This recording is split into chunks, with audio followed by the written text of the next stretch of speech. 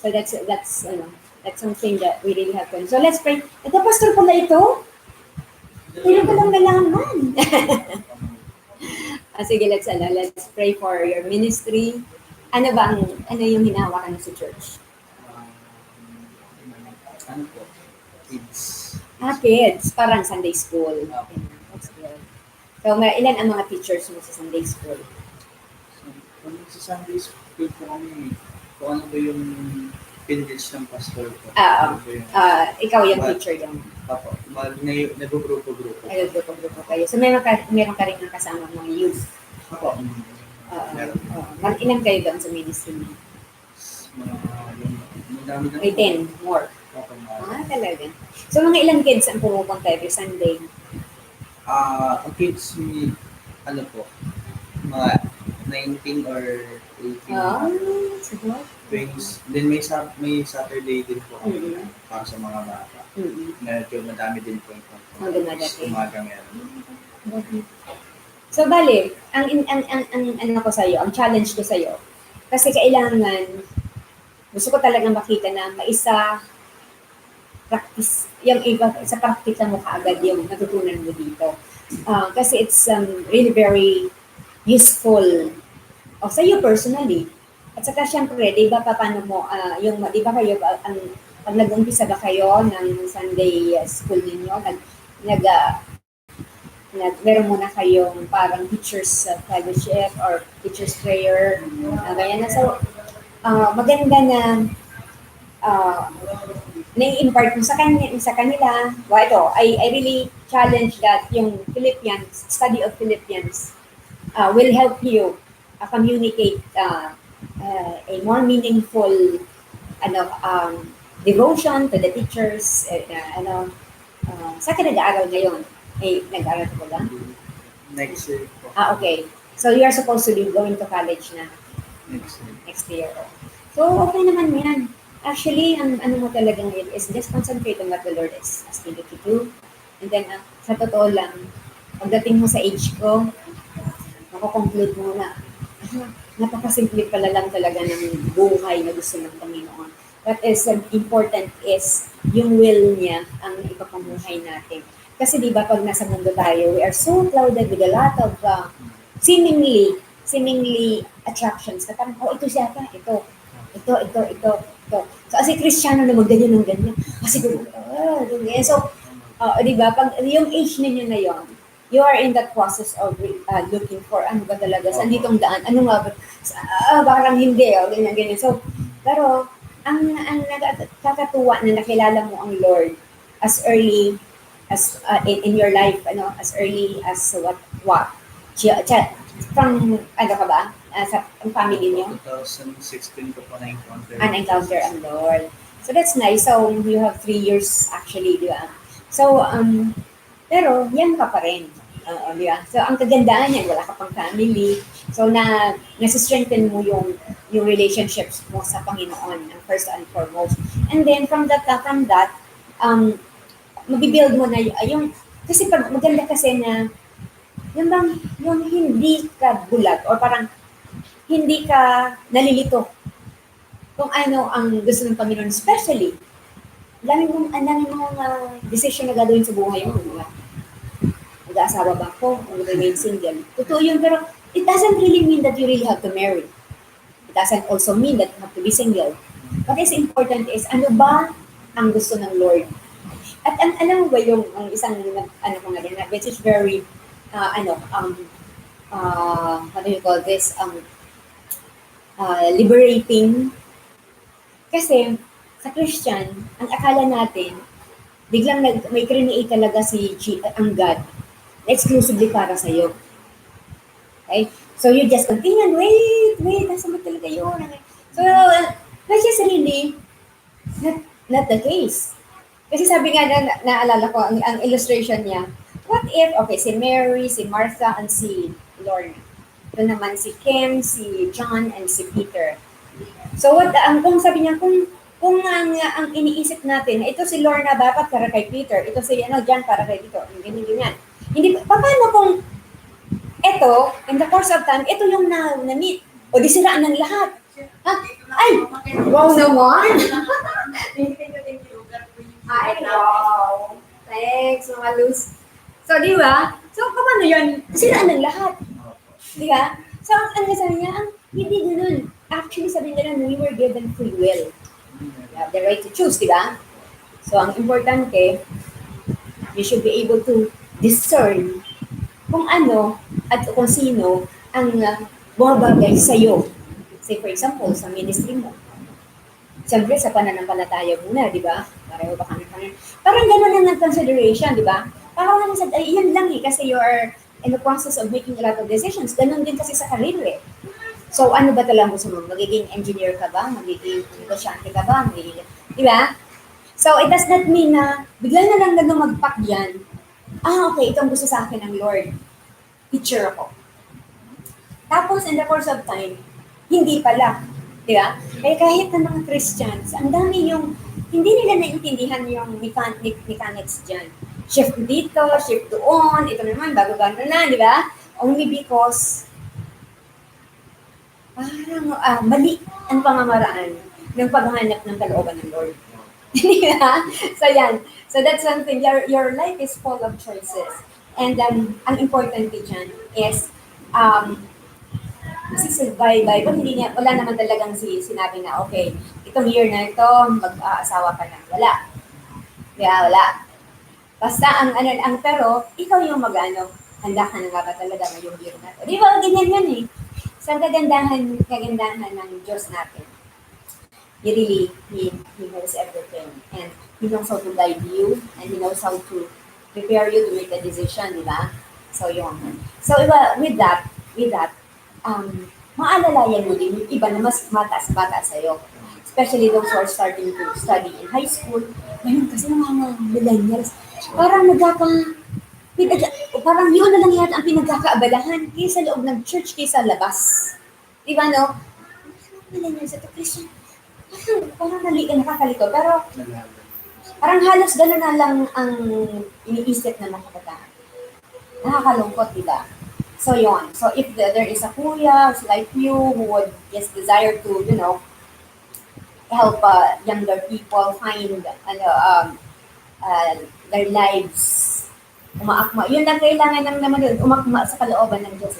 Umakma sa kalooban. So that's why we don't want that's why itong Bible study methods is really very important. Kasi this will teach you kung paano ka mag-arrive doon sa principles, or sabihin natin the worldview, ito yung pananaw, ano bang pananaw ng mundo sa mga bagay-bagay. Ikaw, anong worldview mo? Kasi hindi naman natin maisasantabi na tayo Kristiyano at wala tayo sa mundo. Eh syempre, nandito pa tayo sa mundo. So we have to understand that it is really something that we have to be aware na may ganyan. Pero ang mga kalituhan, dumadating dahil hindi na ihanda yung, di ba sabi nga, renewing your minds. Di ba? Romans, ano yun? Romans 12:2, di ba? Be transformed by the renewing of your minds. Di ba? So that will be your acceptable worship. Parang that is also your acceptable living sacrifice, di ba? So, ayan. So, ang challenge ko sa iyo, because you're young and in a ministry, continue to strive to get to know the Word in its purity. Kasi, ang dami talaga, magulo, pagka inigang tayo sa ganitong sermon. Kaya somebody, just as human as you are, di ba? Kailangan din tayong maging mitikuloso o yung parang we just don't accept, narinig ko na. Ganda naman yun, nakikinig tayo. Pero sabi ng Lord, do not just be hearers, di ba? So we have to read and we have to study, we have to memorize, and we have to meditate. So yun. So very important yun. So, pag-pray natin yan, I don't know where they are, but I'm happy that we are able to talk. Tayo lang dalawa. At least I get to know you, your in life. Hello po. ano mo, aspirations mo, ano ba ang plano mong if ever mag-aral ka sa college? What do you envision of going into? Ang pinaka-pangarap ko kasi nun talaga, maging seaman. Okay. Oo. Then- Nandiyan pa rin ba yung pangarap niyo? May nandun pa rin kasi nakikita ko po yung mga kaibigan ko na Nandoon na. nandun na. Pero sabi ko nga po, hindi ko nga rin po in-expect na itong nandito ako ngayon, magiging will pala ng Panginoon para makapag-aral ako. Yeah. Kasi nagugulat na lang din po sa mga nangyayari. Sa mga miracle po na inaantos na then ano po ba talaga yung gusto mo para sa akin? And then yun nga, itong year na to, hindi ako makapag-aral, sabi ko ganyan, kasi na hindi kakayanin namin sa budget. Then sabi ko sa sarili ko, wala na akong magagawa, wala na ako, parang tenga na ako, parang wala na mangyayari sa akin. Pero hindi ako, Hindi pala. inano ng Panginoon na mag-stay lang eh. Yeah. Parang ginawa ng Panginoon, ayaw ko na ganyan ka, gusto ko may mangyari sa'yo. Kaya yun, pinunta niya ako dito. Kaya napag-aral. Yeah. Alam mo ba, isa rin kasi misconception ito sa mundo na parang pag hindi ka nakapag-aral sa isang university, ganyan ka na lang. It's not true. It is not really true. Because ang dami-daming graduate sa mga universities, asan sila? Therefore, hindi totoo yun. Just because may diploma ka, success ka na. O kaya, pero ano ba talaga? Simpleng buhay ba ang hinahanap ng tao dapat? O ano ba? Maganda bang buhay? O ano ba talaga? So, ang nakikita ko dyan, it's really your mind. Ikaw, paano yung paano ba sa sarili mo? Now that I'm happy that you have that kind of mentality that you look at where you are now and you're studying the Word of God as one way of God shaping you and immersing you in His Word. Ayan. So, give the best, di ba? Give the best. So, kasi importante yan because ngayon, magulo ang mundo. Ang alam mo kung meron akong sa mga kabataan, burden, yun yung ikinakatakot ko na yung mga millennials sa kalituhan at kababawan ng mga kaisipan, yung kahit mga Christians, I can give a lot of stories na nakakalungkot sa loob ng simbahan.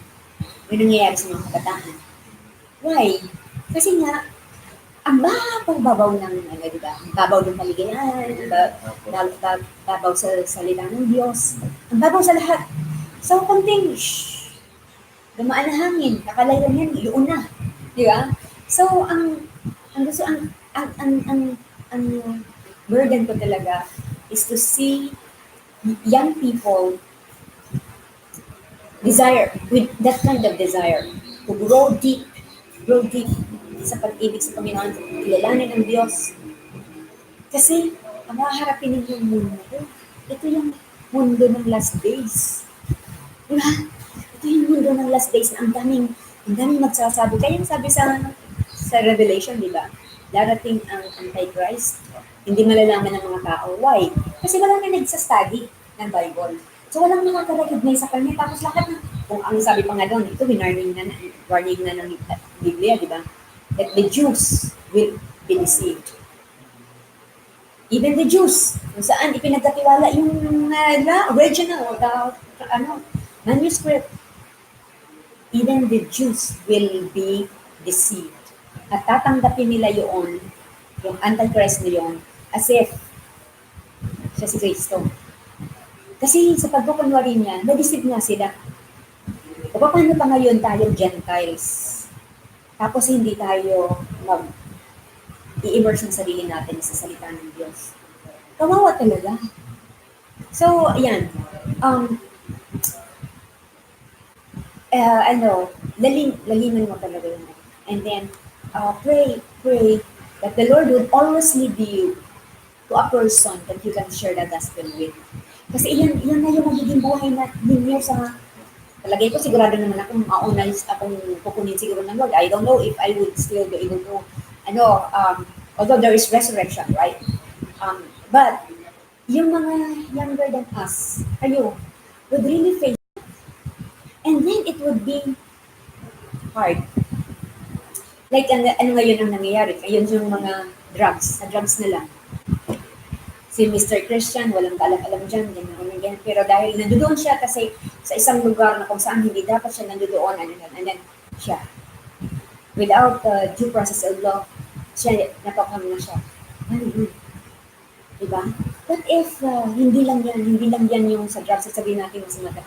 What about yung dumating na lang yung mga just because you are a Christian?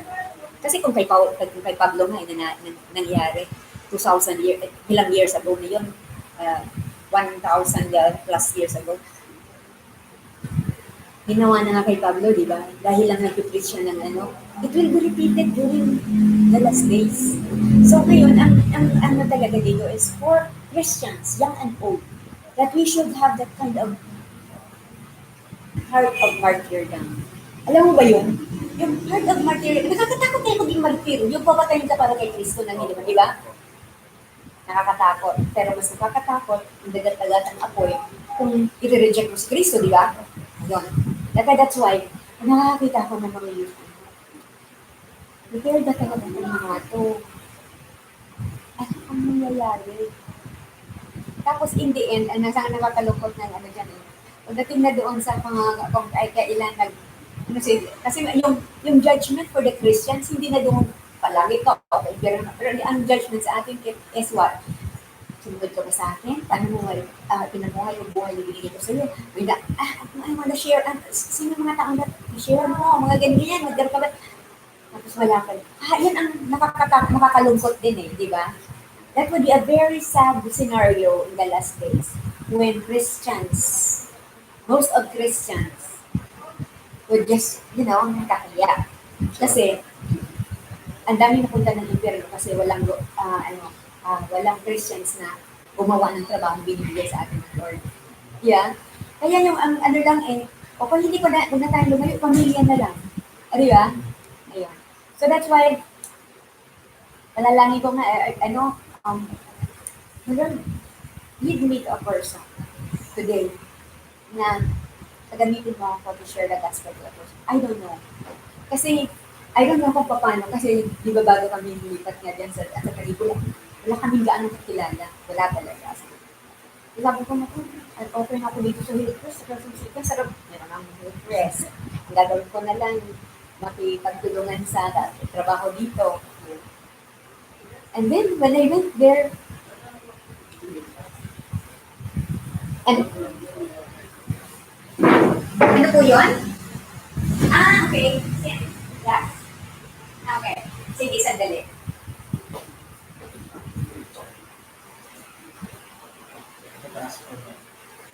May delivery yata ng bus. Okay. Saglit daw. Sandali lang. Ay, di ba yung it's really something to think about. Pagdating namin doon sa sabi ko na, ito na kan, layo-layo na. Papunta lang dito. Oh, nakalayo. So, ano kaya? Lord, bakit ako pinapuntas ka? Why am I here? Parang sasabihin ko sa Lord, parang hindi dapat ako dito. Parang magkamali ka yata. Tapos then, all of a sudden, there is this kind of lady na taga BGC, nagtatrabaho siya sa City Plaza. Sabi, teacher, pwede bang, tulungan mo ako, nag-form sila sa loob ng City Plaza ng fellowship ng, ang tawag nila spiritual wellness. Kasi sa loob ng kumpanya nila, meron silang mental wellness, physical wellness, tapos spiritual wellness. Ang galing nga eh.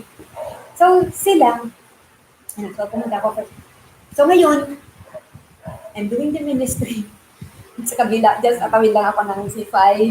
Tapos ang galing nga eh, kasi pinapasundo niya pa ako ng Grab. Sabi ko, wow naman. So, sabi ko nga sa kanya, tingnan mo nga naman yun. Yung early part talaga nagsasabi ako, Sir, Lord, ako napunta dito. I never thought. It only started with a simple prayer. Tapos ang nakakatuwa doon sa grupo na yun, we were all Catholics. Even yung nag-invite sa akin, hanggang, Catholic, Catholic na naging na tumanggap na sa Panginoon. Pero, alam mo na, ang dami niya pang, na hindi, dapat, kailangan patanggan ng malalim na pag-study. So, doon ako pinagana. Sabi ko, ako kasi, basta, that alone to me is a miracle. Kasi in the first place, I would never know. Kasi, hindi nga ako marunong pumunta dyan sa BGC kasi nalilito siya. And then, ang labasagan, ito, ayan na, para badang, ayan na, itagsak ko na nga sa'yo, may tao na, pupunta ka na lang dyan, at di ba? Parang ganun. Sabi ko, God is good. So, yun ang nakakatuwa sa Diyos natin, na pag sinabi niya, o huwag kayong mabalisa, hindi ka dapat talaga mabalisa kasi God is into even your life. Even your life is really wonderful plan for you. So just to go on, if this is a stage for you to prepare yourself spiritually for next year or whatever, kung ano man ang nakalatag na sa iyo for 2020, yeah? So just be ready for that. And then, habang ito yung binabagay sa iyo ng Panginoon, yun nga, give yourself 100% to it. Kasi hindi ka dyan masisisi. Talagang tatayo ka, handa. And sabi nga, handa sa ano? Handa sa suffering and what? Blessing. Kasi alam yung dalawang yan, akala natin yung isa ka negative ang isa positive.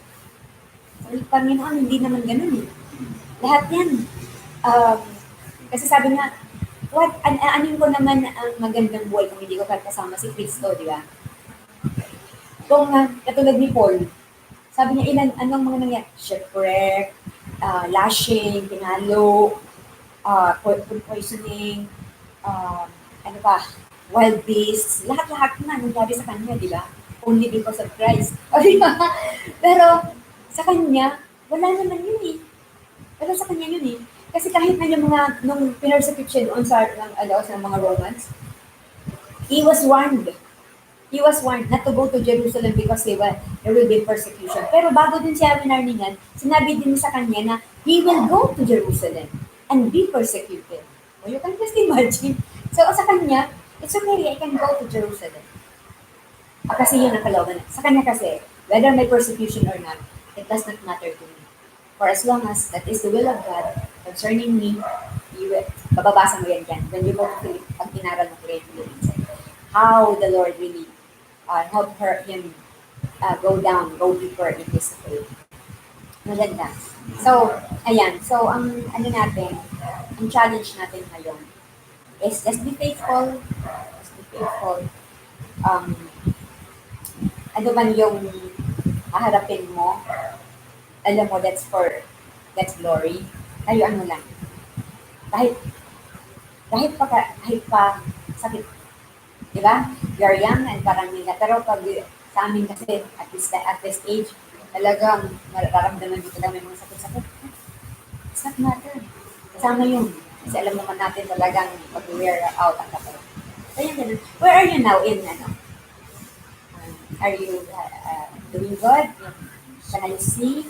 Kasi actually, di ba sabi ko nga sa inyo, actually, you have to submit yung, di ba? Kailangan kong yung i-submit number 1, yung Bible, devotional Bible study method, at yung pangalawa ngayon, yung chapter summary. Meron po, na-send ko na wala ka bang yung hard copy nun?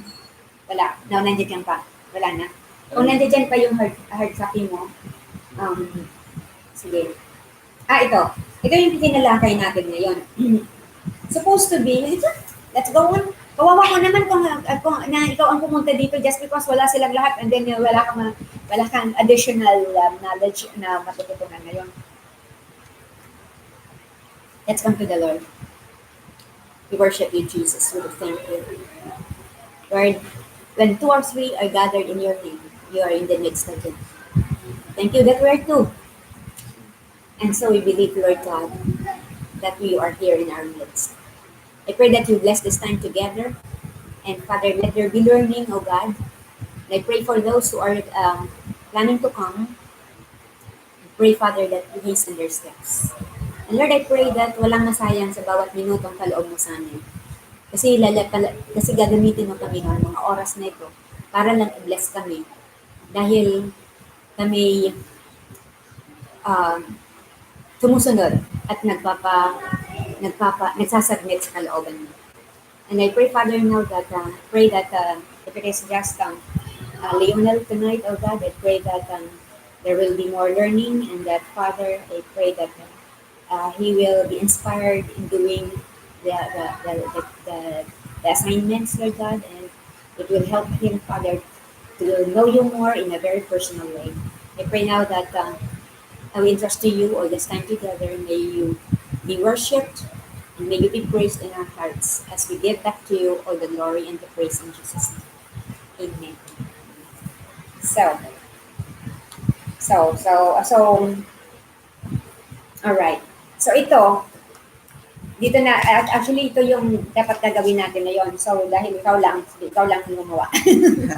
Okay, actually dito, at the city, it's supposed to be chief people. Chief people. Mhm. The most important people, some reference to the surrounding chapters may be necessary as who, what, when, where, and what. Okay. So ngayon, sa step number 3, takahil, yun ang seat work mo, seat work number 3. You're going to do it for Romans 1. Okay, Romans 1. I'd like you to identify all the chief people that were mentioned in chapter 1. Sino-sino ba sila?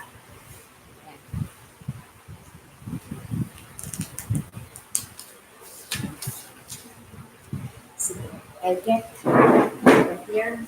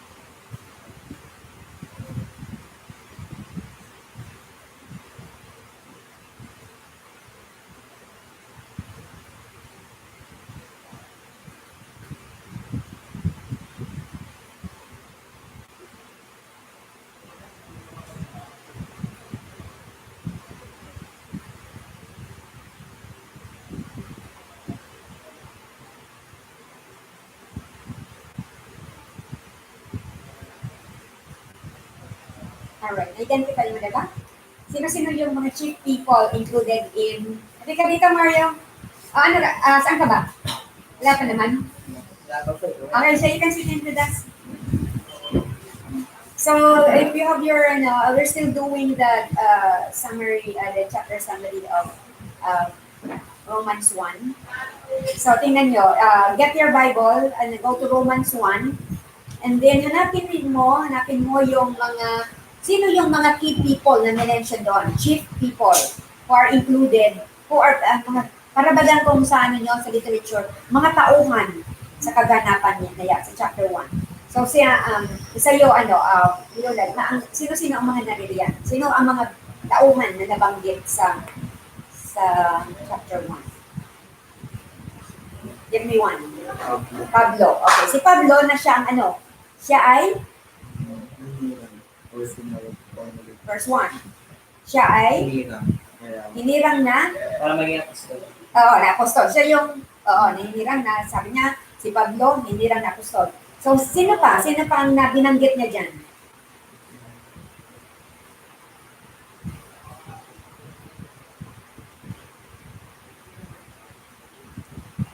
Siya mismo yung sumulat, di ba? Ng sulat na to. So, since may sumulat, kasi isa itong letter, di ba? This is a letter. Isa itong liham. So, may patutunguhan. Para kanino yung, sino-sino yung, para kanino ba to? Nasulat na to? Para sa mga Romans. Mga tao dito. Mga taga sa Roma. Okay, dito yung mga, kung titingnan natin, lahat ba ng tao sa Roma ang pinatutungkol dito? Tingnan, so, verse 7, ano sinabi? Sino yung mga tao na yon sa Roma? Sila ang mga tinawag na, Para maging banal. Oo, so, ang mga tao, ng mga taga-Roma na iniibig ni, sabi dito, to all God's beloved in Rome.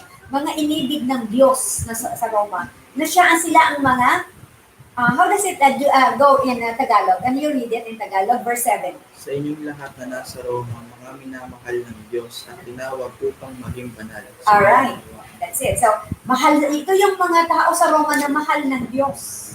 Dahil sila ay mga banal. So, they were saints. The saints in Rome. So, we have already identified. Number 1 is Paul, the apostle. Pangalawa ay yung mga the beloved people of saints in Rome.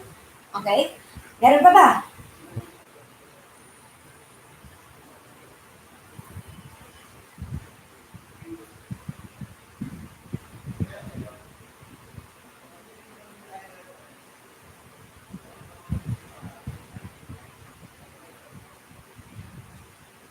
Verse 8.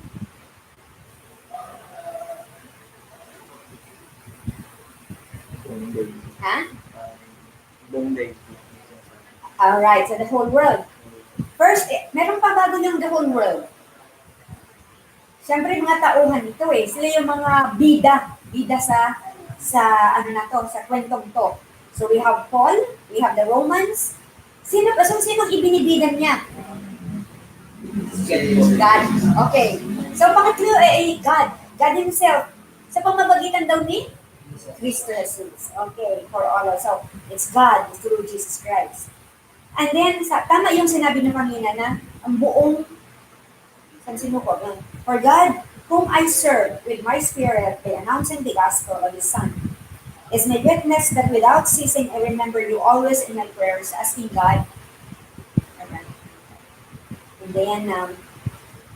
And then, as I have among the rest of the Gentiles. So here, makikita natin na para sa mga kanino? Anong mga uri ng tao? Gentile, di ba? The Gentiles. Because Rome is not, the Romans are not Jews. Remember? Sino nga yung mga Hudyo?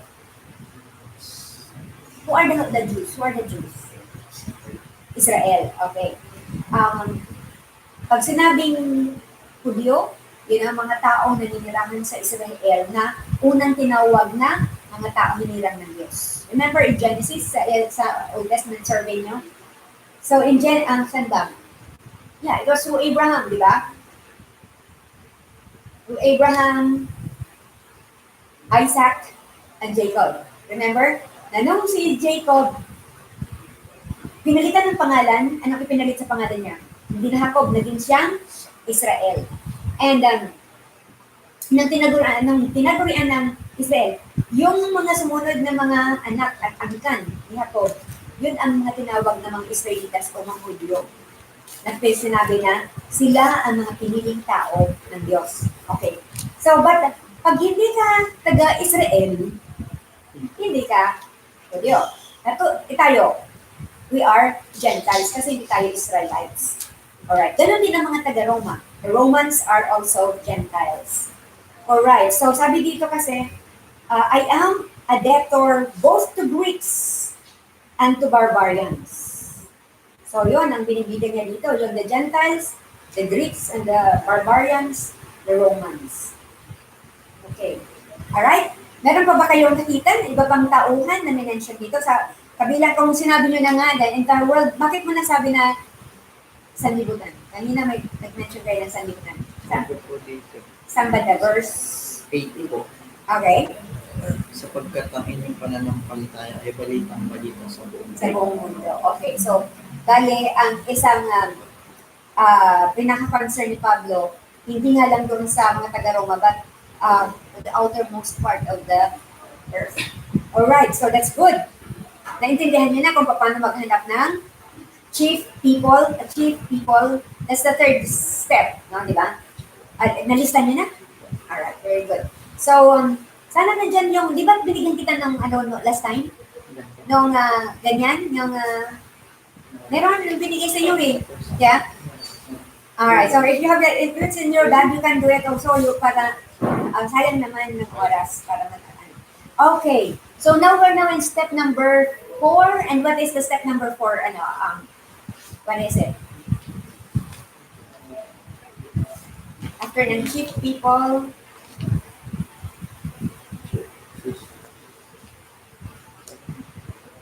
can I see? Choice verse. Okay. Number is choice verse. Choice verse. CHOICED. Choice verse. So, kagaya din ng iba nating pakibasa nga muna. So, parang I did not explain. Choose a verse that summarizes the chapter or speaks to you personally. Select a verse that is significant in the chapter or which you find is important during the study. Alright, okay. So yan. Number 1, usually, ang pagpili natin, bakit kailangan natin magpili ng key verse or the verse that. Why? Why is it necessary? Because kahit na doon sa mga nauna nating mga seat works, makikita natin na when you are able to identify the keywords, the key phrases, the key statements, it gives what? The gist of the whole entire chapter, di ba?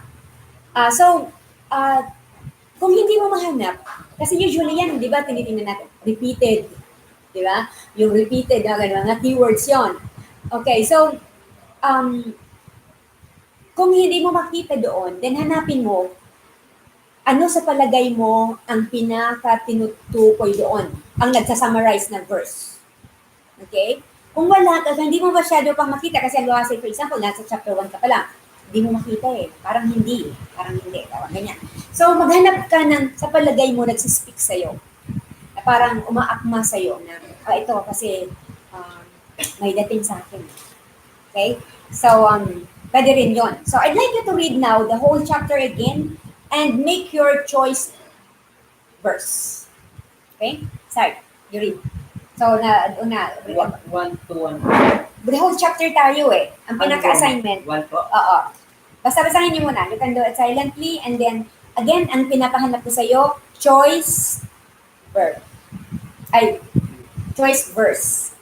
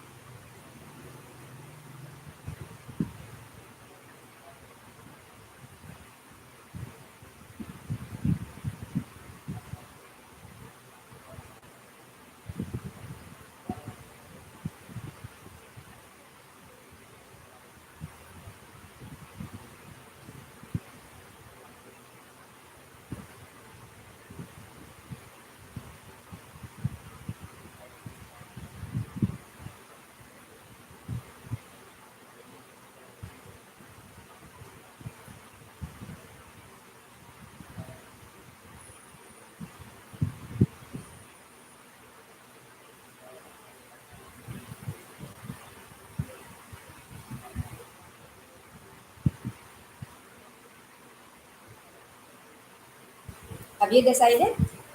Ano ang mga desisyon ninyo? Again, sa'yo, Leonel, ano ang napili mong verse? Verse 16. Ayan. Sa pakibasa nga. Hindi ko ay kinakahiya ang magandang balita sapagkat ito ang kapangyarihan ng Diyos para sa kaligtasan ng bawat sumasampalataya. Alright. Yes, Okay. Sige. Kaya din sa mga Okay. So, actually, ito talaga, natatandaan nyo kung babalikan nyo yung content, di ba? Yung step number 2. Babalikan nyo yung step number 2. Napansin natin na yung verse 16 to 17, ang siyang tumutumbok doon sa caption. What's your caption? Step 1. Ano ang caption? Ang pagtiwid sa mga maling na alis na. Okay, di ba? Ang ano natin doon, our caption is pagtuwid, di ba? Pagtuwid is righteousness. So, it is actually righteousness versus unrighteousness. Remember? And pag nakita mo, natumbok mo yung pinaka-key. Okay? That's really a good verse that you have chosen because verse 16 talks of what? Of a solution doon sa unrighteousness, di ba? Or parang yun ang sumisentro doon sa pinag-uusapan ng katuwiran at walang katuwiran, di ba? For I am not ashamed of the gospel. So ang ini-offer dito, ito ang solusyon. Ito ang solusyon sa mga kaganapan sa mundo. Ang solusyon ay ang mabuting balita, ang gospel, ebanghelyo. Bakit? Ito ang power. Ito ang kapangyarihan ng Diyos. Okay? So, if you would go on, for in it, saan ano yun yung it doon? What do you think? What is the it in verse 17? For in it, remember, ang sa ano nyo, sa grammar ninyo, sa English, anong type of part of speech ang it? Is it a noun? Is it a pronoun? Is it an adjective? What is it? Ang it ay, isang pronoun, di ba? Pronoun o panghalip sa Tagalog. Ito ay isang panghalip o personal pronoun na humahalili sa isang noun. Ano ang tinutukoy dito ng it? Anong tinutukoy niya? Ano daw ito na for in it? Dahil dito, dahil dyan, ano yung ano na yan? Ano yung ito na yan? Yung it na yan? Ang yung magandang balita. Yeah, oo. Maganda, tama. Dahil for in it, dahil sa magandang balita, okay, dahil doon sa magandang balita, in it, the righteousness of God, in verse 17, is revealed. Ibig sabihin, sa magandang balita, doon makikilala ang katuwiran at kabanalan ng Diyos. So, faith na revealed through faith for faith. Sa pamamagitan ng pananampalataya at para sa pananampalataya. So ano diyan ang ngayon ang ini-stress diyan? Na ang righteousness ng God, ang kabanalan ng Diyos, hindi ito makikita hindi natin yan makukuha sa sarili nating kapangyarihan. But because it is the power of God found in the Gospels. Okay? So, kaya ito yung so, the one who is righteous will live by faith. It summarizes. Actually, ulitin natin. Maganda yung pili mo. It's actually 16 and 17. Yun ang pinaka-sentro ng chapter 1. Yeah? Alright. So, ikaw, ano napili mo, Mario? Sa akin po yun, dahil ayaw nilang kilalanin ang Diyos. Hinayaan sila ng Diyos sa masamang pag-isip at sa mga gawain ng Espiritu Santo. So ano dyan ang nakita mo? Bakit yan ang napili mo na choice first? Pag-i-invade ka po ng tao niya, pag narinig din ng church yan, ay ayaw po nila magpasama. Pero pag mga party po, ang bilis-bilis po nila. Ayaw nilang magsimbaga, ayaw nila kailangan sigat. So yun ay isang halimbawa, yung na-mention mo, yun ay isang halimbawa ng isang buhay ng walang kapangyarihan ng banal, ng gospel. Diba? It's the absence of the gospel. Therefore, yung mga sinabi mo, yung binasa mo yun, ay an example of unrighteous living. Diba? So, yon. Kasi dito, pag nabasa nyo kung babasahin nyo ulit itong chapter na ito, makikita mo dito na yung chapter 16 and 17, yun ang pinaka-sentro din. So, kung titingnan mo until, di ba, 32. So, it's really chapter 16, na nasa pinaka-gitna, di ba? Na para bagang pag pumalaot ka doon sa verses 18 hanggang sa katapusan, doon inihahambing ang ang katwiran o righteousness at saka yung walang katwiran, di ba? Ano mga minention niya dyan? I think dito natin makikita how important it is to really know the content. Why? Yung mga nangyayari ngayon sa mundo, sabi ko nga, before you came, you were discussing of the kind of world that you are living as millennials and the kind of strivings or the kind of life that you will be facing. It is really different from our lives. Because a lot of contradictions, really.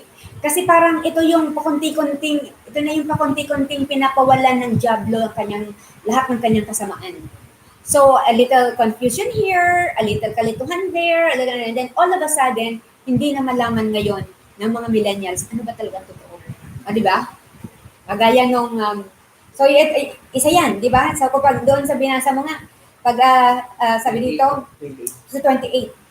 Okay. And even before that, 24. Therefore, God has gave them up to the lust of their hearts. Ano yung lust of their hearts na yan? Pag binasa mo, ito yung mga lalaki na nakikiapid sa kapwa lalaki at mga babae na nakikiapid sa kapwa babae. Na yun, very wrong. At nakakatakot. May alam ako ng mga anak ng pastor na nahulog sa mga ganito. It really pains my heart. Kasi, bakit? Parang, ano ba ito? Alam ba ito ng parents? Minsan kasi nakikita mo sa Facebook, sa Twitter, sa Instagram, din. Nakikita ni Pastor, ano nga? Bakit yan? Ano ba ito nang nangyari ito? Pero, parang, sabi natin, parang hindi ako makapaniwala yung anak ni Pastor ganito. Ano nangyari? Hindi na sabi nga nila. So, why? Ang nakakatakot dyan, kung yung tao na yon, magiging yung tinatawag na depraved mind. Ano yung ang ibig dito sabihin ng depraved mind? Yung hindi ka na makakawala, yung dahil sa kakulitan, katigasan ng ulo, kahit ikaw, Kristiyano, parang hindi mo na ma-sort out kung ano ang tama at mali. Why? Sabi nga kung tumigas ang isip mo, patitigasin palalo yan ng Diyos. Kung tumigas ang puso mo, masana pa patitigasin ng Lord ang puso mo. It's very fearful. It's really very fearful. Kasi ibig sabihin, hindi mo na kontrolado. Diba? Yan ang sinabi nito God gave them over to their passion, to their lusts.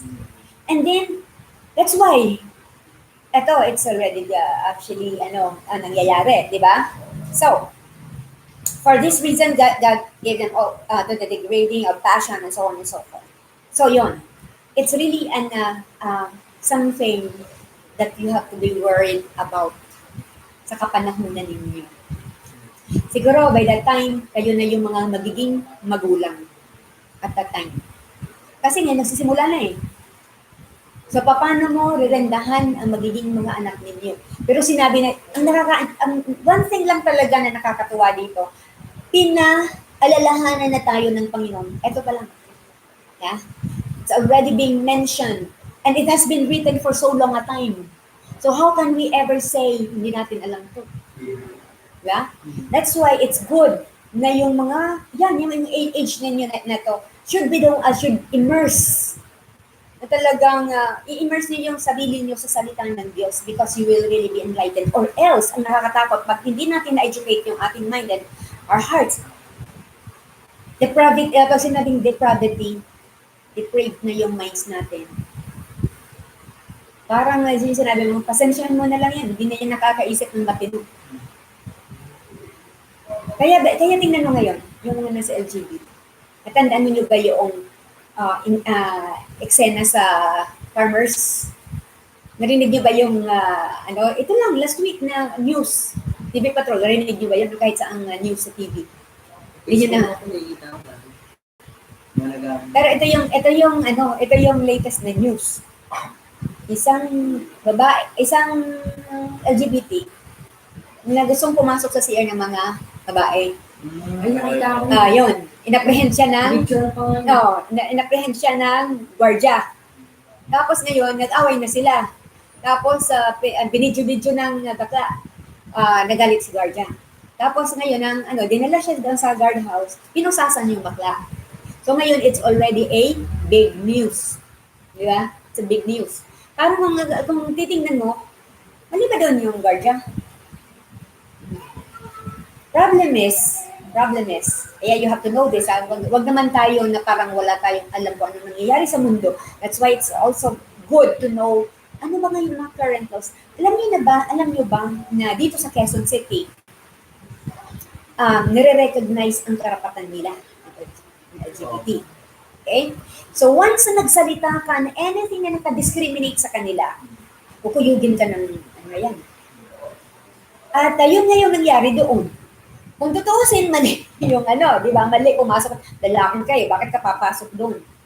Pero ngayon, parang lumalabas, ang mali na ngayon, yung guard, di ba? Na parang, mali ba yun? Okay, it's really very confusing, di ba? Mali na yung tama. Tapos yung dating, yung mali. O yung, di ba yung, so, that's why, ayun ba may nakikinig na isang 8 years old. Yung 8 years old, di ba? Hindi niya maintindihan, di ba, sabi daw, mama, ano ba yung mga bakla, di ba lang akin din yun? O, di ba? So, you know kung paano nag-create si Satan ng kaguluhan. Hanggang umeksena na dito ngayon yung congresswoman. Hindi mo malaman kung congresswoman o congressman. Kasi yung congressman, ito ng representative ito ng Bataan na ang pangalan niya na ngayon ay Geraldine. Yun na yung kanyang pangalan, pero actually, bakla siya. Nagpa-transgender. Transgender na siya. So ngayong miksena na siya, at galit-galit siya. Galit-galit siya sa nangyari. Maglalaban, at hindi pa pwede, ganyan. You can just imagine. Nagsalita na yung Miss Universe, si Catriona Gray.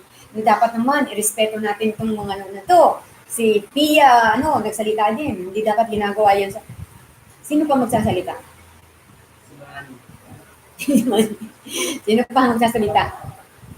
Pagtatanggol mo ba ang tama, ang sinasabi dito? Yan, nakakatakot. That's why, so, it's good to pay attention. Basahin nyo ng, magbasa talaga. Kasi tingnan mo yan. At least nakita nyo, chapter 1, verse 16, 17. Magkaroon ko yun, diba? So, it gives you, yun kasi actually nagsasummarize yung 16 and 17. It summarizes the whole chapter. Ayan, so na-gets nyo? So pagdating doon sa assignment nyo sa Philippians 1, that's what you are going to do. Okay? So that's what is now the next? After choice verse, what is next? Crucial words. Crucial words. Alright, so punta tayo doon sa crucial words. Crucial words are what? Words that? Write down the keyword or words and definition of the chapter. Ayan. So pag may nakita kayo na mga ang crucial words, mga salita na hindi nyo gaanong naintindihan. Well, since ang ginagamit nyo naman ay Tagalog, sa palagay mo, naiintindihan mo. Palagay mo lang yan. Pero pagka talagang inalam, ano ba talagang ibig sabihin dito ng, ewan ko kung anong nakalagay, ng kaligtasan, salvation. Ano ba talaga yun? Kasi pag sinabi mo ang word na ligtas, save, di ba, ganyan. Iba't ibang kahulugan na yan, di ba? Save, nilaligtas ako sa, kagat ng aso. Pamuntik na akong kagatin, pero naligtas ako doon. Naligtas ako doon sa, pamuntik na ako mahulog sa kanal, pero naligtas ako. Di ba? So ano ba talaga yan? So you have to, maganda ng mag-word study. Yung, ano pa ba dyan, yung tinatawag dito kasi sa, yung righteousness. Ano bang ibig sabihin niya ng righteousness, unrighteousness? Ano ba yun? Pagiging matuwid, di ba? Yun ang pinakasimpleng definition sa Tagalog o translation sa Tagalog. Pero ano bang napapaloob sa salitang yun? Pag sinabi mo ba talagang righteous, anong Ano ba? So, uh, you have to go to the English, ano yan, the English equivalent. Actually, pag daw kumuha kayo ng Bible na may pagka-Bible, may pagka-study Bible, katulad nito, yan o, study Bible. Yan kasi yung mga gumagamit ng mas pinakamalapit doon sa original. Although, pwede rin kasi yung NIV, I mean, nila dito, King James, o yan, hanapin niyo yun. So, halimbawa, hindi ko alam kung anong ginamit doon. Kasi sa bawat translation, kahit English lang yan, iba't iba din ang mga ginamit na salita for the word righteous or righteousness. Iba't iba. Minsan, pinapalitan ng holiness, ayan, kabanalan. Ano pa ba? So, iba't iba ang pagkakagamit. So, mas maganda kung, even if you're using Tagalog, magamit ka din ng ibang translation para mas lalo mo pang maunawaan kung ano ang ibig sabihin ng salita. Halimbawa, mayroon tayong mga pananalita sa Kristiyano na mahirap unawain ng isang hindi Kristiyano na hindi nagbabasa ng Bible o kaya Kristiyano na hindi rin nagbabasa ng Bible. So tayo, kasi since kayo yung tinatawag ng mga Bible scholars because you are studying the Bible, so be scholarly. Wag lang na, ito yung ibig sabihin yan kasi ito nasa isip ko. Remember, pwede mo pang dagdagan ang kaalaman mo doon sa particular na salita na yon or na-enhance, di ba? If you dig deeper into the word. Halimbawa, mamaya-maya kasi may encounter nyo, kung dito lang naman sa Romans, you can encounter the word sanctification, justification, restoration, ano ba mga libation, propitiation, ang dami-dami. Hindi sabihin ng propitiation. Ayan. Kung yun ang salita na hindi mo na intindihan, isulat mo dyan. Okay, isulat mo. So, identify as many as you want. O kahit na Tagalog, kahit sa palagay mo na intindihan mo. Pero, maganda sigurong aralin ko, ano ba talaga itong pinag-usapan dito sa salitang ito, ano nga ba talaga ang napapaloob. Ganyan. So, bahala na kayo. So, make your own list of words that you would like to study. Okay? So, make now your pick up now your words.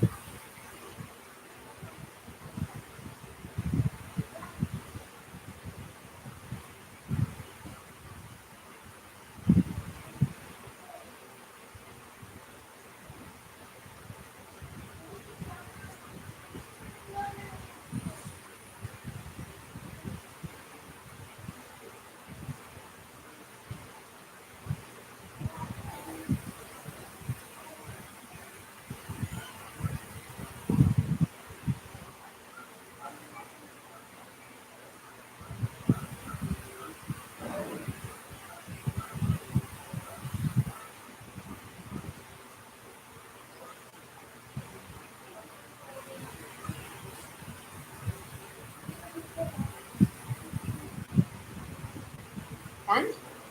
Okay ka na? Ano ang mga sinulat mo, Mario? May mga napili kang mga salita? Wait lang. Sige.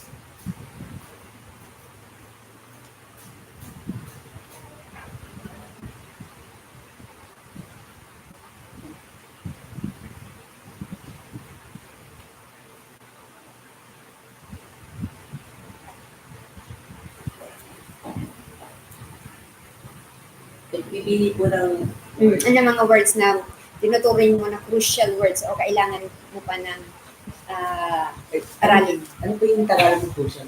Crucial.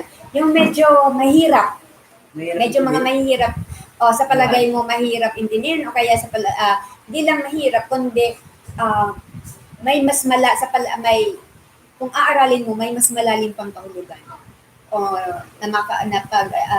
na makaka-enlighten sa iyo, makakapagpaliwanag sa iyo kung ano talaga ang ano ng salita na 'yon. Okay, so you can do it. Next number ano na tayo? Step number 6 na ba? Ako 6. Okay, and what is number 6? Challenge. Challenge. Okay. So, ang challenges naman, ano yon? Ano sa palagay mo yung challenges? Hamon. Okay. Paano, ano ang ilalagay mo dyan? Sige, you can write it down. Challenges. Challenges. Sa paki-read. List any difficulties or question you have about the passage. Mhm. What don't you understand? Are there areas of your life that need Can you changing hear? but cannot be changed? Okay. So, yun. Ay mga challenges, maglagay ka. Sa pag-aaral mo ba? Kasi ganun yun, di ba? Una pong basa. Di mo gaano naintindihan. Bakit kaya? Ano kaya? So, ano ngayon ang challenge yun? Ano doon ang hindi mo naintindihan? Isulat mo. Ilagay mo, anong verse ang hindi mo naintindihan? Sulat mo. Kasi by doing that, doon mo i-focus ngayon. Ang more of your time, pag-aalongkat kung paano mo mauunawaan yung challenging words na yun. Yeah? So, ano pa daw? So, those that are, ano pa yan? Ano pa yung description niya ng challenges? Sulat mo daw kung meron pa mga questions na hindi maunawaan, di ba? Yun. So, yan. Isulat nyo kung anong mga katanungan na pumasok sa isip mo. Kahit na, ang pag-aaral naman kasi dyan, anything at random, di ba? Nagbabasa ka. Tapos biglang nag-question, ano kaya ito? O, sulat mo kahit na sa palagay mo mamaya-maya mo, maintindihan mo. Sulat mo lang. Walang masama dyan, walang sabihin natin na, naku, baka masyado naman yata mababaw. No, walang mababaw, walang ano dyan. Basta pumasok sa isip mo na nagbigay ng just a mere question sa iyo. Write it down. Okay? That's how you do it. May na-encounter ba kayo na medyo sa iyo challenging? Diyan sa verse by this time siguro nabasa nyo na ng 10 times yung chapter na yan, ano? So, sa palagay nyo ang challenging sa inyo? What are the challenges that you encounter in this, just one? Give me one, challenge challenging Sa akin yung ano yung sa'yo, for I'm not ashamed. or I am not ashamed. Ano ang nakaka-challenge? Bakit? Sige, you Kasi para po yun sa lahat eh. Dapat hindi mo itakangan yung word. Kasi yung power na pagdaliwala sa Biblia kasi by faith. siguro ang pwede mo sabi, halimbawa dito sa verse 16, challenging siguro yun ng, bakit? Ano ba dito yung, paano mo ba talaga ikinakahiya? Paano ba ikinakahiya ng isang tao, isang mananampalataya, ang gospel? Ano yan? Pwede mo sabihin yan. And then, later on, pag-isip ka, paano ba talaga ikinakahiya ng mga? So, ano ba mga circumstansya na ikinakahiya ng isang Kristiyano ang gospel? Ariyan? Pwede yun. What else? Ikaw, Leonel, may na-encounter Verse 18 po. Okay, verse 18, ano Sabi doon? po, nakahayag mula sa langit ang poot ng Diyos laban sa lahat ng kalapastangan. Okay. So magiging hamon po yun as gumawa ka ng mabuti. Kasi kung gagawa ka ng masama or dabag sa kalooban ng Diyos, nilalapastangan mo na ito pala. Saka siguro pwede mo dito i-elaborate yung ano ba talaga yung tinatawag doon na paano nga ba, doon yung puot, the wrath of God, di ba? Pwede mo siguro isipin, ano ba talaga itsura ng puot ng Diyos? Paano ba talaga ito? Kung may di-describe, kung may-describe mo ba talaga ang tinatawag na puot ng Diyos, the wrath of God? How is it being described? Pwede mo siguro hanapin. Pwede ka kasi maghanap din mga instances sa Biblia. Sabi nga in the previous lessons that we have had, sabi, we have to what? Check the parts of the Bible that will explain particular part of the Bible. Say for example, in here, sa verse na sinabi ni Leonel, wrath of God, puot. Saan bang bahagi ng kasulatan matatagpuan mo na nag-mention ang Diyos ng kanyang puot ng galit? Meron kayong mga alam ng mga eksena, mga stories na Sa po, Exodus. Exodus, paano? Yung pinadala niya po ng mga yung bansang Egypt po. Sa Egypt, pinadala niya ng mga sampung So kung ano yung mga bagay na nasa Lahat. Oo, yung mga turning water into blood, di ba? Yun yung tawag natin doon in plagues. O mga, the 10 plagues, di ba? Mga, ano sa Tagalog ang plagues? Mga,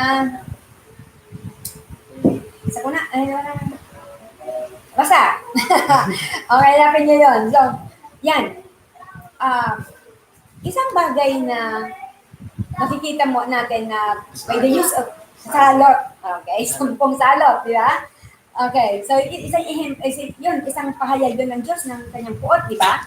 Sa isang, Sundin ko yung sa Genesis, yung kay Noah po. Oo, ano yun? About dun sa promise niya. Yung dahil din sa mga tao. Deluge. Oo, dahil Hindi sa... sila naniwala kay Noah eh. So dahil sa kanilang kawalan ng pananampalataya, they continue to live in sin. So, nagpagpahayag ang Diyos ng kanyang puot, di ba? O yan. O natatandaan nyo yung nung habang si Moses ay nandoon sa taas sa Mount Sinai at iniwan niya ang mga Israelita sa kamay ni Joshua, Aaron and Miriam. Ano nangyari? Nagkasala sila yun. Nakasala Si sila. Aaron kasi Anong ginawa? yung iba nagsasasayo, naglalasi tapos iba. Gumawa sila na? Gumawa. Hindi lang sila nagsamba kami. Gumawa sila ng Diyos-Diyosan. And then, ano ngayon ang naging consequence nun? Kay Miriam. Tapos at that point parang tinuya niya din kasi parang tinutuya niya din si Moses. Bakit asan ka ba? Habang nandito kami, asan ka ba? Ang ganyan, di ba? She was actually questioning the leadership of Moses. Kasi iniwanan sila. So because of that, nag-display ng wrath ng God, di ba? Anong nangyari kay Miriam? Karoon siya na? Ketong, di ba? Okay. So those are examples na pwede mo pa rin maghanap. Ang dami-dami pang mga examples so na paano ba talaga nagpakita ang Diyos. So in the end times, i-display ng God ang kanyang puot sa pakasalan ng sanlibutan. And it's described where? Saan times? Anong book? Revelation. Revelation. You can also find that Daniel or Ezekiel, may mga na-mention doon. Prophecy sa Oo. Daniel. So, ano doon yung mga, ano yun, may mga kapahayagan doon ng display ng wrath. Naku, yun na yata ang pinakakasukdulan na puot ng Diyos, di ba? Para malas niya, di ba? So, yung bang wrath dito sa verse 18 na mention mo, yung bang puot ng Diyos na yun, pahalintulad ba ng puot ng doon sa Genesis, Exodus, at saka that pang parte? Yun kaya ay pareho? Kasi kung pag-aaralan nyo actually, at kukuha kayo ng ano dyan, yung strong, concordance yan eh. Ang concordance, lista yan ng mga verses na nagpapahayag ng same na word. Halimbawa, ay pakita ko sa inyo so that you would like to use this one. Ito. So, halimbawa,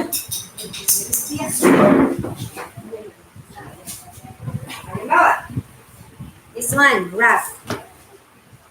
Ito kasi mga lista. Yan, no, siya, alphabetically arranged, di ba? And then, you go to wrath A. Ito, ang dami. So, lahat na yan, mula dito hanggang dito, ito yung mga verses na naggamit ng salitang wrath. Now, ang gagandahan dito nitong concordance, nagbibigay siya, baba dito sa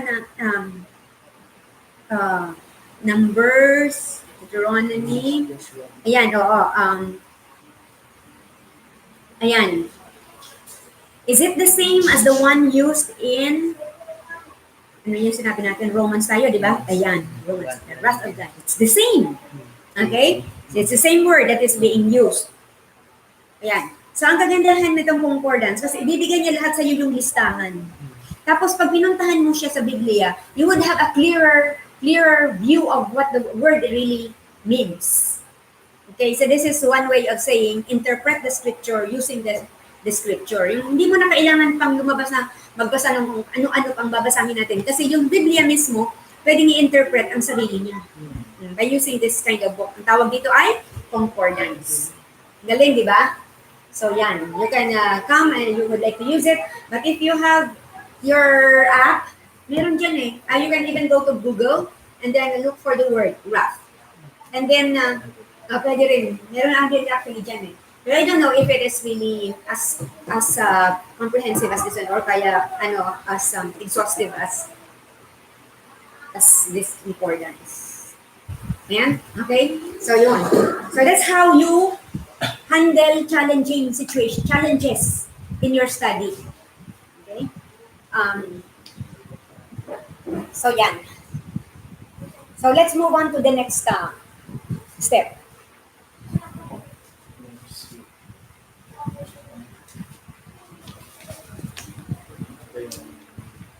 Okay. Hi. Okay. What's your name? Huh? Erlin? Erlin? Okay. So, sa ano kayo? Sa Bible Old Testament? Ano po, discipleship. Discipleship. Okay. Mukhang sabi ni Pastor. Anyway, you can sit in with us. And then, pero I think kung nandito ka, then Pastor, gusto niyo kumain muna? Yan, may merienda. Habang mainit pa. CR. Look at the other verses that help clarify. Ito, cross-references. Okay. So actually yon cross-references na yon, lagay mo yan, cross-references. So ano ngayon yung cross-references? Yung pinakita ko dito sa inyo, yung mga verses that talk about wrath, yun yung mga cross-reference mo doon sa iyong challenges. Kung halimbawa, ang ginamit mo, nag-encounter ka ng ang pinick up mo yung verse 7:18, di ba? Cross-references are what? Pakibasa. Mario, pakibasa. Cross-references? Look up other verses that clarify what the chapter is saying. Right. Yon. So look other verses. Kagaya nga dito nakita natin may nasa Numbers, may so other verses. Okay? Basing from the challenging word, how do you study that? Use cross-reference. To study kung ano ang, kung alin na sa bahagi ng Biblia ang gumagamit ng the same word na yun. Remember na may dalawang lingwahe, ang Old Testament at saka New Testament, magkaibang lingwahe ang mga ginamit dyan, di ba? Anong ginamit sa Old Testament? Hebrew. Anong ginamit sa New Testament? Greek. Okay, so yun, nagkaibang lingwahe yan, di ba? Ibang kapanahunan eh. So, it's good to use cross-references. It will clarify all your doubts. So, okay, next number, step number, ano na tayo? 9? 10. Siguro, ano niya yun? Meron doong stapler, sunod. Ano? Christ sin. Okay, Christ sin. Doon dito sa verse, tingnan nyo ulit, ha? Romans 1, parang ang inaano natin, ang inaaral natin. Paano bang ipinakita o ipresenta si Jesus Christ dito sa chapter na to? Look at it again. Tingnan ko nga ulit. Read it again, and then ngayon, ang gusto nating tingnan, paano bang ipinahayag si Kristo dyan sa chapter na yan?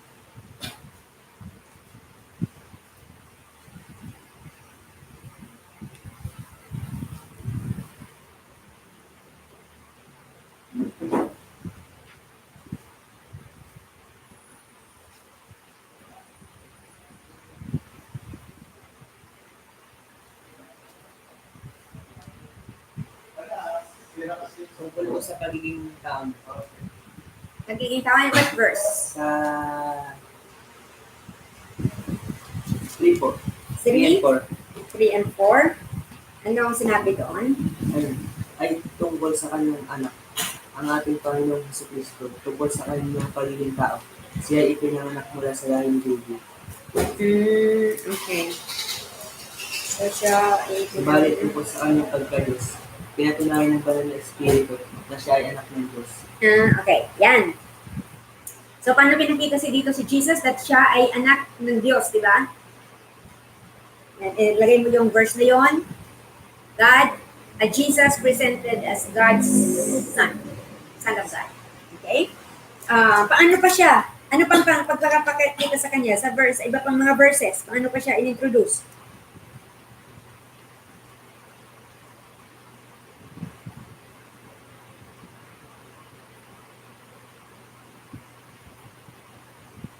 Meron pa ba ibang kapahayagan tungkol kay Kristo?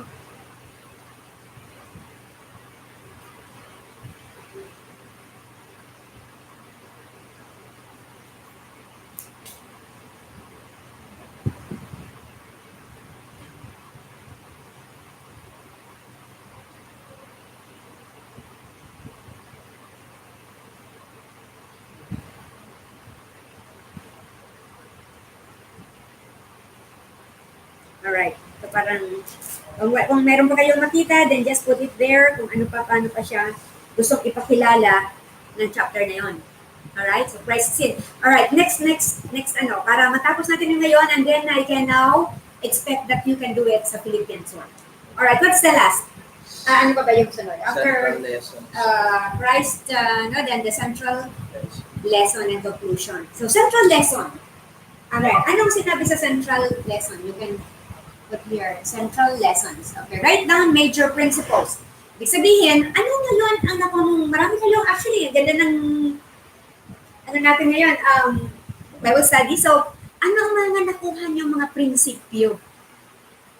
What are the principles that you have encountered, that you have learned from from Romans 1?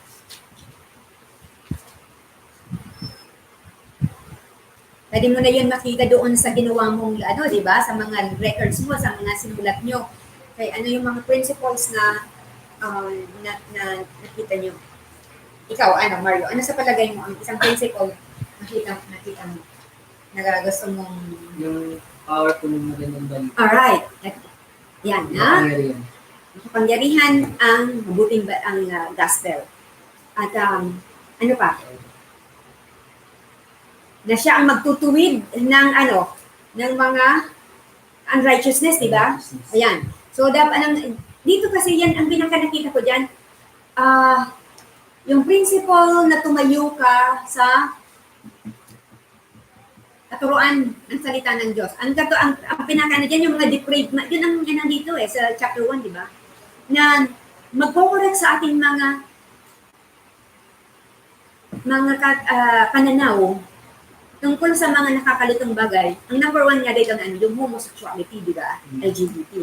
So ngayon, as a Christian, gumawa ka na ngayon gumawa ka ng central lesson mo tungkol doon sa itinuro niya tungkol sa depraved mind, depravity of mind.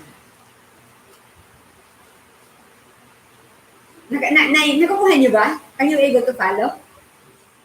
Ibig sabihin doon sa central lesson na yon, ano ang pinaka-sentrong leksyon? Kasi iba tayo ng ano dyan. So siguro you might focus, siguro mag-focus doon sa 16 to 70. Bakit ikaw mag-focus ka doon sa verse 26 ba yun or 28? Kasi yun ang nakita nyo kanina na di ba?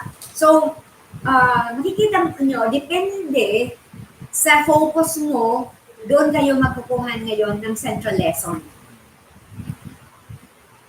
So doon sa 16 and 17, make now your central lesson. Ang itinuturing ng matuwid ng Diyos sa pamamagitan ng pananampalataya ay mabubuti. Alright. That, ano daw? Na the just shall live by faith. Na ang itinuturing ng matuwid, mabubuhay. Kaya ngayon, tapos ngayon,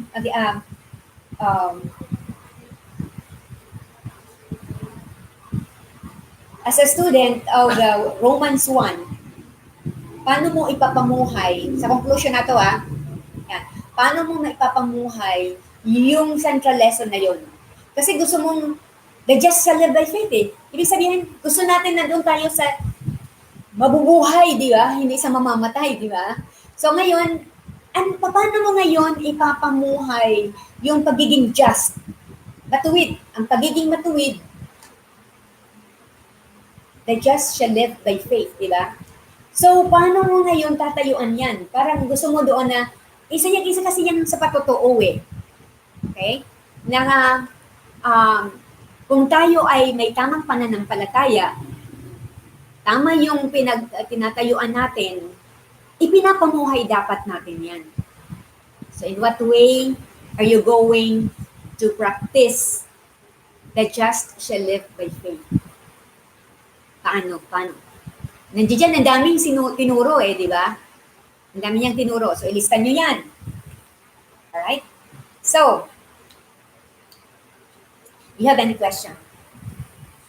Because that ends this step, this Bible study method, which is the chapter summary Bible study method. Do you have any question? Because now you should be ready to do your assignment, which is Philippians 1.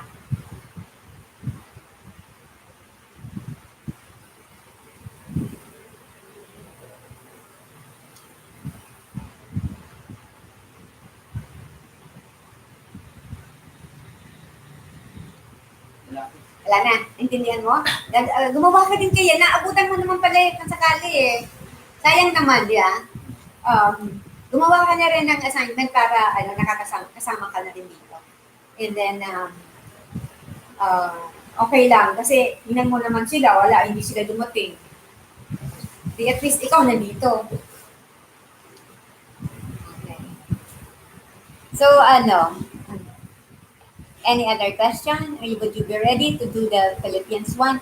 So, next meeting, from time to time, tumingin kayo doon sa Bible Study BSM 1 chat room natin for guidance. Kagaya ngayon, I was expecting that you are already, you are done with your Philippians 1 caption and content. Now, for next, parang next week, itong week na to, you should be doing now steps 3 up to 10. Ayan. So, parang, naku, absent si Pastor Jeannie. Kasi ang inaalala ko kay Pastor Jimmy kasi hindi kami nagkakaintindihan pag nasa video, di ba? So that's why ay ano sana pumasok para sana mapadali. Pero hindi siya nagparamdam eh. Hindi siya nagparamdam. I hope ano. Pero ano, meron, okay, ulitin ko ang invitation. Meron akong remedial class with him every last Sunday of the month na alas parang 2 o'clock in the afternoon. So if you want to join, and then doon kasi, more, kung meron pang hindi na, ano, pero I'm expecting na by that time, may ginagawa na kayo doon sa assignment. Para may napapag-usapan tayo. Kasi I would not repeat all these things kasi we already have talked about it in class. Pero ang purpose ko ng remedial is kung meron pa kayong mga katanungan doon at sa tungkol sa assignment, pwede natin na-enhance pa yung discussion. So it is every Sunday. I know, not every Sunday, every last Sunday of the month.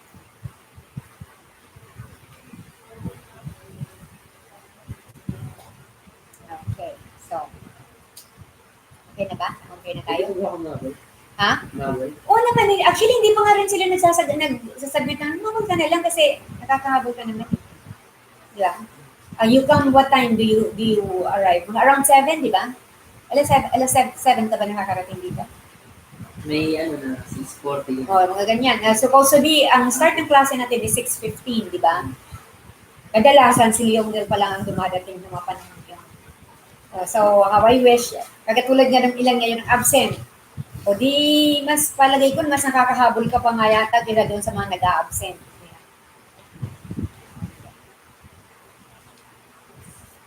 Okay, wala na? Wala nang question? Magagawa na? Kaya na? Kaya na? Leonel, hayap? Yung nasa nagpa-prepare sa design.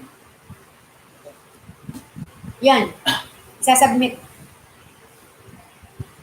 Ang bawat Bible study method, Mario, merong ganyan, merong form na sasagutan. Kasi papracticein nyo doon yung mga steps na napag-usapan natin. Okay? So, kung ang study natin dito, yung sit work na ginagawa natin dito sa klase, Romans 1, ang assignment is Philippians 1. Okay, pwede mong, kung wala ka, meron ka yan, di ba? Natalala ko, binigyan ka na ng the last time we met dito. Binigyan ka ni 80 ulit. Kung gusto mo, then you can pick up, picturean mo para meron kang idea. And I think, parang mayroon din akong sinend na ganyan doon sa Bible study method. Sa chatroom natin, naglagay din ako ng soft copy niyan. Ayan. Picturean. Meron ganyan. Tingnan mo sa bag, wala ba? Hindi mo makita? Sige.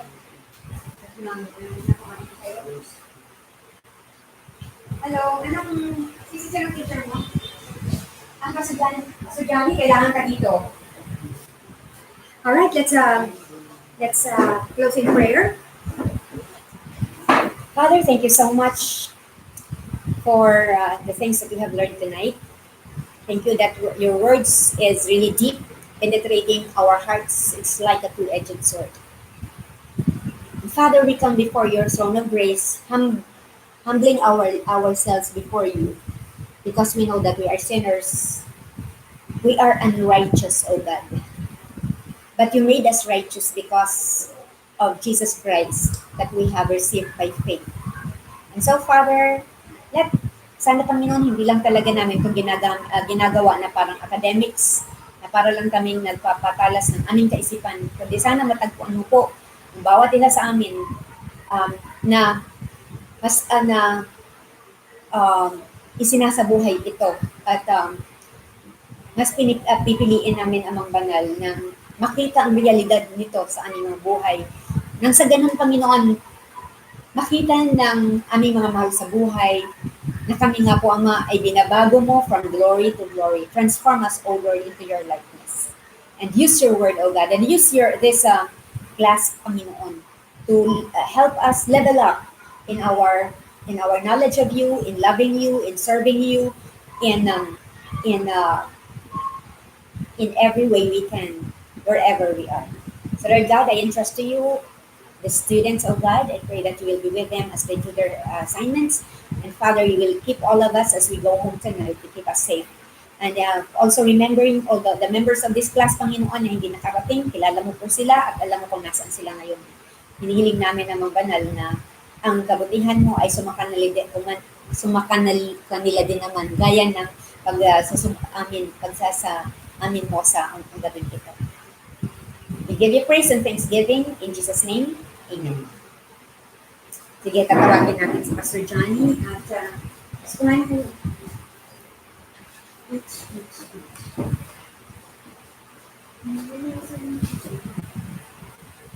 Puro naman din. Puro naman. Oh, ano?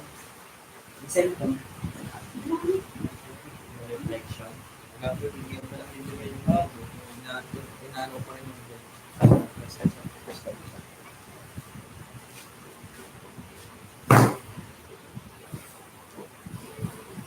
Kita mo na.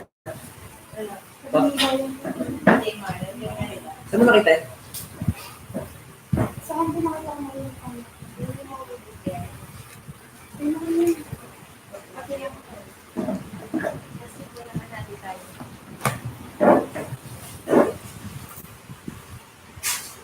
How are you? Lumipat na pala yung BIR sa tuition mo, na yung miss ko. Punta pa ako yung BIR na lagyan mo sa akin. Meron ba sa Malabon? Oo, hindi. Isa sa tuition mo na pala. Meron din sa ano yun. Meron sa may SM North. Anong Fisher Mall ba? Fisher Mall na sa amin? Fisher Mall sa amin? Ah, doon lumipat? Oo, di ba din along the way lang yan? BIR. Lumipat sila, yung maganda naman yung building nila. Hindi ko alam. Hindi ko alam kung sino BIR sa Malabon eh. Kasi yun nga sa ano, eh parang kung bababa ka pa siya, tayo ka pa ulit pag pumunta ng NC. So may bayan? Yung sa bayan, di ba yung Basalete, bumababa din sa bayan. Hagdan, yun lang alam gawin lang, bago mag-bumili kong hagdan, bago mag-stop over ng Basalete. Malapit na sa may spot. Sa may Aglipay. Ito yung Royce Travis. Ito yung yun. Bakit ano mo mo? Okay, sa SS, mag-unit sana ako. Di ba, sa radyo ng SS.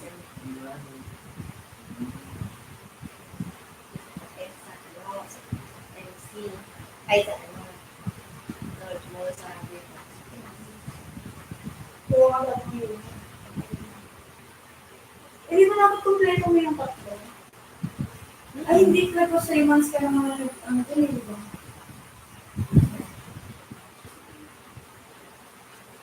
Sir, Wala, hindi daw siya kapasok.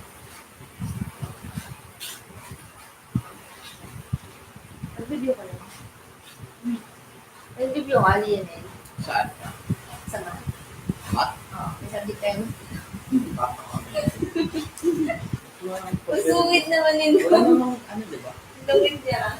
Gawin mo ah. Ano Naaway mo review ako nga? ah. Anong review? Mat niya.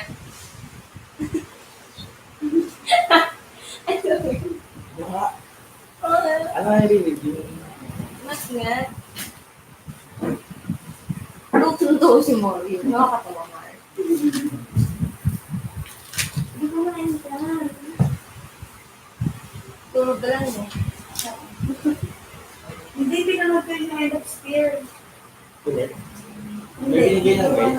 Ano yun pala? Ganda. Tapos ano, A, hindi pa pala maging Yeah, ano na? Pasahan ng ano, pagkatapos ng August, kapag before matapos. Wala. Wait. Tapos ko na. Well, adik may format pa yun eh. Ito sa dyan. Basta dyan. Tao. Si Ramon. Ito po yata mga kaso. Chat-chat pa niya ako. Nakalit pala. Nakalit pala. Sorry po. Sorry na po. Sorry na. Alam niyo yan. Nakalive po kami. Alam niyo yan. Sorry na.